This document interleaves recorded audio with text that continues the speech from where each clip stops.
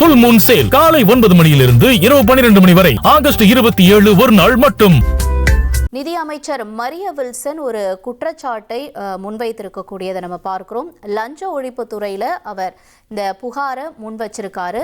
இது என்ன புகார் அப்படிங்கிறத நம்ம பார்க்க இருக்கிறோம். திமுக ஆட்சியில் லஞ்சம் பெறப்பட்டதற்கு தானே சாட்சி என்று அமைச்சர் லஞ்ச ஒழிப்பு துறையிடம் குற்றச்சாட்டை முன்வைத்திருக்கக்கூடிய முக்கிய தகவலை நம்ம பார்க்கிறோம். திமுக ஆட்சியில் லஞ்சம் பெறப்பட்டதற்கு தானே சாட்சி என்று பேசியிருக்கிறார் அமைச்சர் அவர்கள். இதற்கிடையில் இந்த விவகாரம் தொடர்பான விவரங்களோடு செய்தியாளர் சுரேஷ் இணைஞ்சிருக்காரு. சுரேஷ் வணக்கம். லஞ்ச ஒழிப்பு துறையிடம் கொடுத்திருக்கக்கூடிய இந்த புகார்ல என்ன சொல்லியிருக்காரு அமைச்சர் மரிய வில்சன்? மேலும் உங்களுடைய தகவல்களை நீங்க சொல்லலாம். வணக்கம்.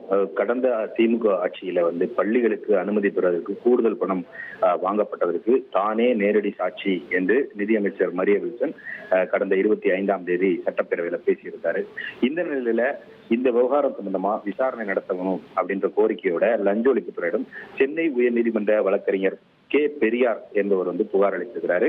அந்த புகார்ல நிதியமைச்சர் சட்டமன்றத்திலேயே இது போல பேசியிருப்பது ஒரு முக்கியத்துவம் வாய்ந்தது என்று அந்த புகார்ல அவர் தெரிவித்திருக்கிறாரு. தானே நேரடி சாட்சி என மரிய வில்சன் கூறியிருக்கிற காரணத்தினால இதில் சம்பந்தப்பட்டவர்கள் யார் யாரு, இடைத்தரகர்கள் யார் யாரு என்ற விவரங்களை குறித்து சம்பந்தமா விசாரணை நடத்த வேண்டும் என்று அந்த புகார்ல அவர் தெரிவித்திருக்கிறாரு.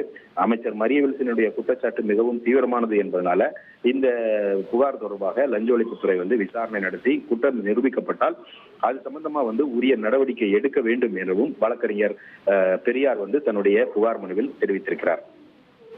உங்களுடைய தகவல்களுக்கு நன்றி சுரேஷ். ஃபுல் மூன் சேல் காலை 9 மணியிலிருந்து இரவு 12 மணி வரை ஆகஸ்ட் 27 ஒரு நாள் மட்டும்.